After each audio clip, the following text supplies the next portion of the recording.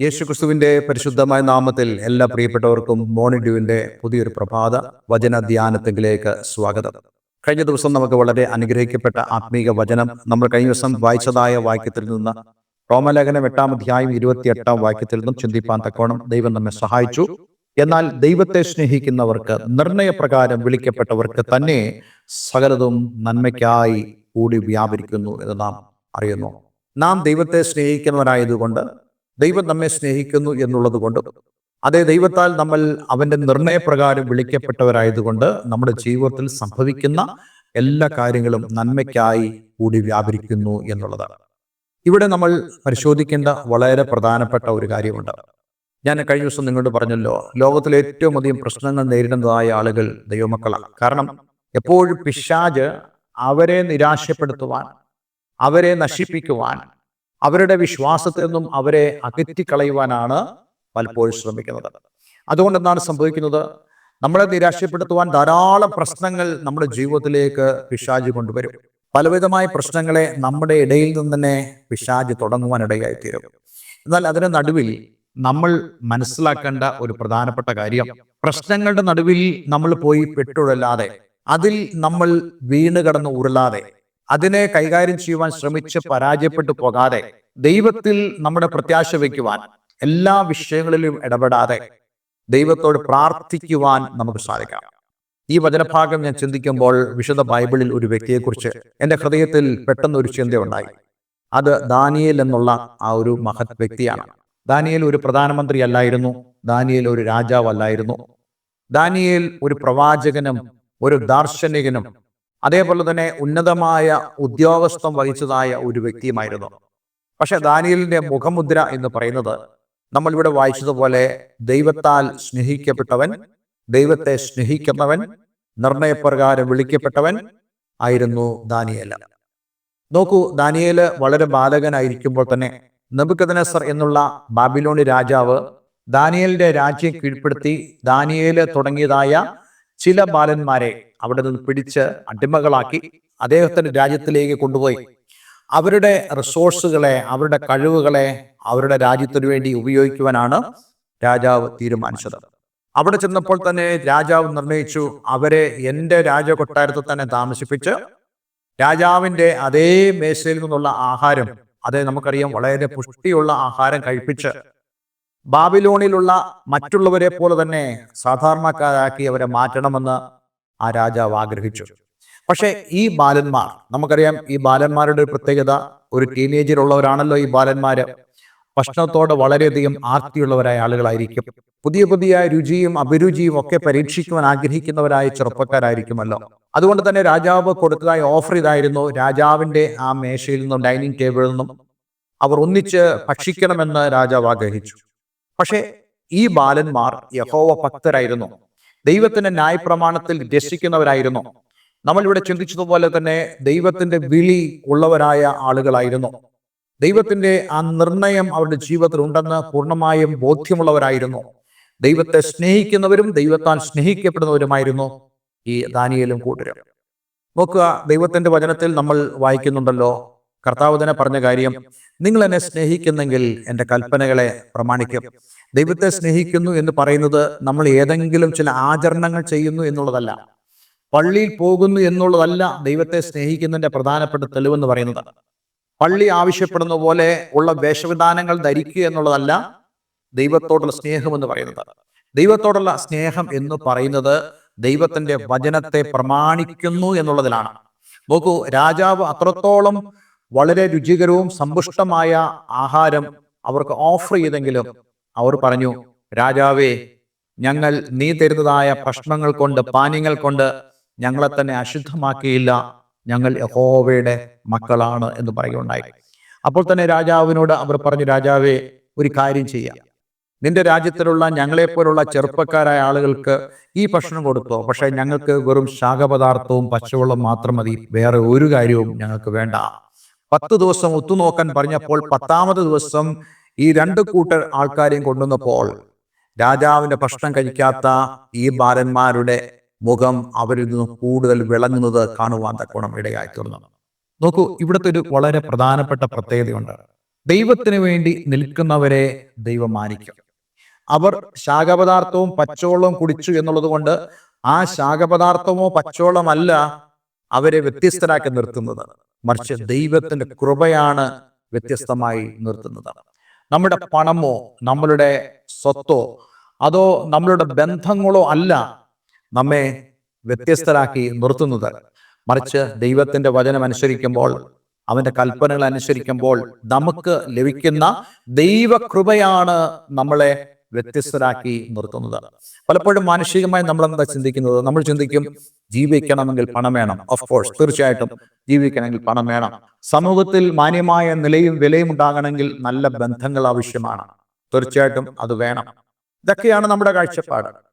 പക്ഷേ വിശുദ്ധ വേദപുസ്തകത്തിലൂടെ ദൈവം നമ്മെ പഠിപ്പിക്കാൻ ആഗ്രഹിക്കുന്ന ഒരു കാര്യം, ദൈവത്തിന്റെ പ്രസാദമുണ്ടെങ്കിൽ അത് നമ്മെ വ്യത്യസ്തതയോടുകൂടെ നിലനിർത്തും.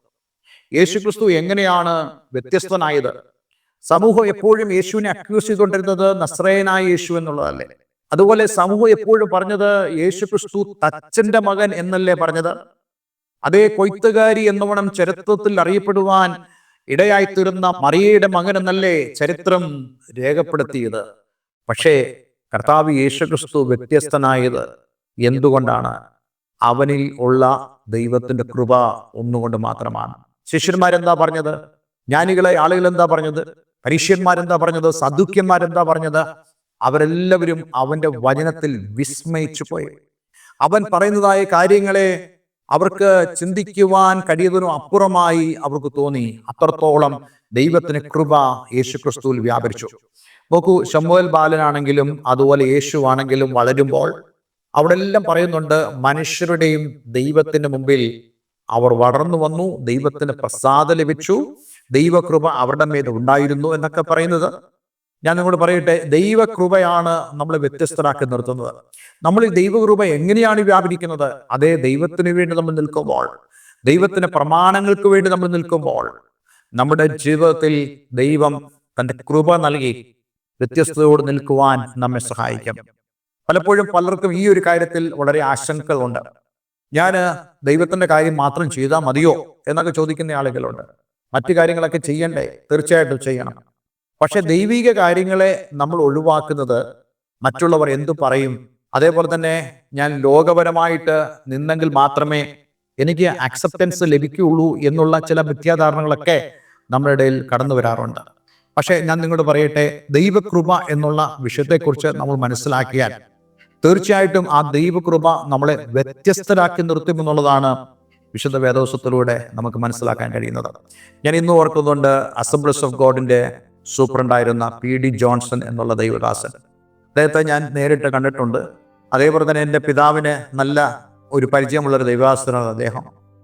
പക്ഷേ അദ്ദേഹത്തിൻ്റെ പ്രസംഗം കേൾക്കുമ്പോൾ അന്ന് എനിക്ക് തോന്നിയിട്ടുണ്ട്, അദ്ദേഹത്തിന് എന്തൊരു വിദ്യാഭ്യാസമുണ്ട്, അത്ര പാണ്ഡിത്യവും അത്രത്തോളം ഇംഗ്ലീഷിൽ നല്ല ഒരു ഒഴുക്കുള്ളതായ രീതിയായിരുന്നു പാസ്റ്റർ P.D. ജോൺസൻ്റെത്. പക്ഷെ പിന്നീടാണ് ഞാൻ അറിഞ്ഞത് അദ്ദേഹത്തിൻ്റെ വിദ്യാഭ്യാസം തുലവും കുറവായിരുന്നു. LP ക്ലാസ്സുകളിൽ മാത്രമേ അദ്ദേഹം പഠിച്ചിട്ടുള്ളൂ എന്നുള്ളതാണ് ഞാൻ മനസ്സിലാക്കിയത്.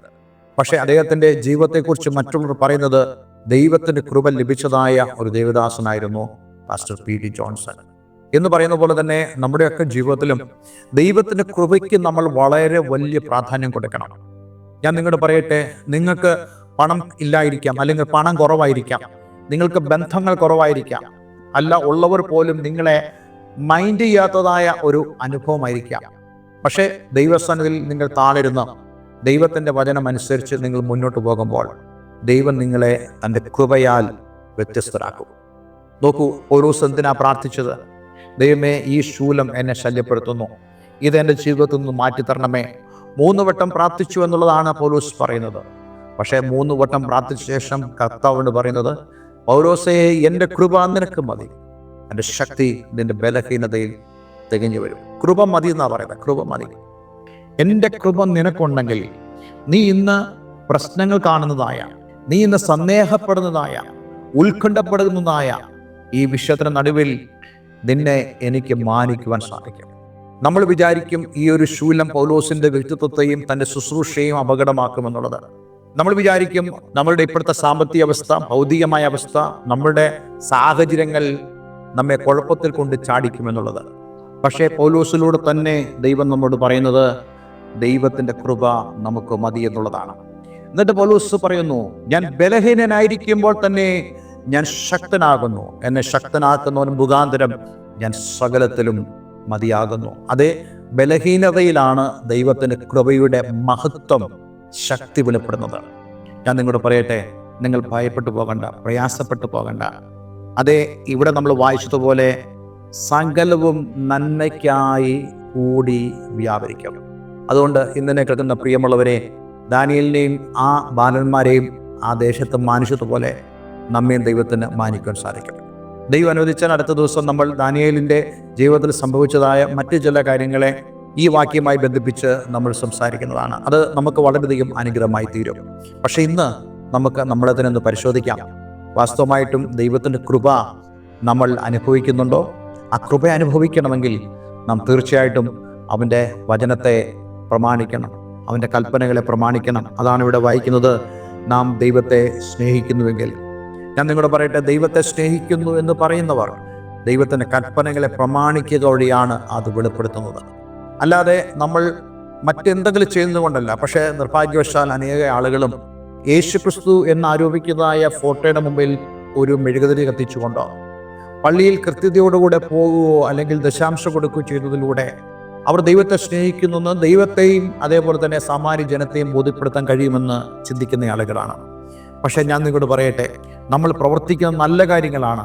പക്ഷേ ദൈവത്തെ സ്നേഹിക്കുക എന്ന് പറയുന്നത് ദൈവത്തിൻ്റെ വചനത്തെ പ്രമാണിക്കുക, അല്ലെങ്കിൽ വചനത്തിൻ്റെ അടിസ്ഥാനത്തിൽ ജീവിക്കുക എന്നുള്ളതാണ്. അതിനായി ദൈവം നമ്മെ സഹായിക്കട്ടെ എന്ന് ഞാൻ ആഗ്രഹിക്കുന്നു, പ്രാർത്ഥിക്കുന്നു. ഒരു നിമിഷം നമുക്ക് ദൈവസന്നിധിയിൽ പ്രാർത്ഥിക്കാം. സ്വർഗ്ഗപിതാവേ, ഇന്ന് ഞങ്ങളെ കേൾപ്പിച്ച വളരെ മനോഹരമായ സന്ദേശത്തിനായി സ്തോത്രം. ഈ വചനം കേൾക്കുന്ന ഏവരെയും ഞാൻ യേശുവിൻ്റെ നാമത്തിൽ അനുഗ്രഹിക്കുന്നു. വാസ്തവമായിട്ടും കർത്താവിനെ സ്നേഹിക്കുവാനും അതുവഴി ദൈവത്തിൻ്റെ കൃപ അനുഭവിച്ച് ദേശത്ത് അതേ ആ ബാലന്മാരെ പോലെ വളരെ വ്യത്യസ്തതയോടുകൂടെ നിൽക്കുവാൻ ദൈവകൃപയുടെ ആ ഒരു പ്രൊജക്ഷൻ ഞങ്ങളിലൂടെ ലോകത്ത് സംഭവിക്കാൻ തക്കവണ്ണം ഇടയാക്കണമെന്ന് പ്രാർത്ഥിക്കുന്നു. യേശുവിൻ്റെ നാമത്തിൽ എന്നെ ഇന്ന് കേട്ട എല്ലാ പ്രിയപ്പെട്ടവരെയും ഞാൻ യേശുവിൻ്റെ നാമത്തിൽ അനുഗ്രഹിക്കുന്നു. പ്രാർത്ഥന കേട്ടതിന് നന്ദി. യേശു ക്രിസ്തുവിൻ നാമത്തിൽ തന്നെ. ആമേൻ, ആമേൻ. ഇന്നത്തെ വേദവചനം നിങ്ങളുടെ ജീവിതത്തിൽ വളരെ അനുഗ്രഹപ്രദമായി തീർന്നു എന്ന് ഞാൻ വിശ്വസിക്കുന്നു. ദൈവം അനുവദിച്ചാൽ അടുത്ത ദിവസം നമ്മൾ കൂടുതൽ ആഴത്തിലുള്ള സന്ദേശങ്ങളിലേക്ക് കടന്നു വരുന്നതാണ്. നിങ്ങളുടെ പ്രാർത്ഥനാ വിഷയങ്ങളെ എന്നെ അറിയിക്കുക. അതേപോലെ ആത്മീയമായ കൂട്ടായ്മയ്ക്ക് നിങ്ങൾക്ക് ആഗ്രഹമുണ്ടെങ്കിൽ അതിനും വിളിക്കാവുന്നതാണ്. എല്ലാവരും ദൈവം അനുഗ്രഹിക്കട്ടെ. Have A nice day. God bless you all.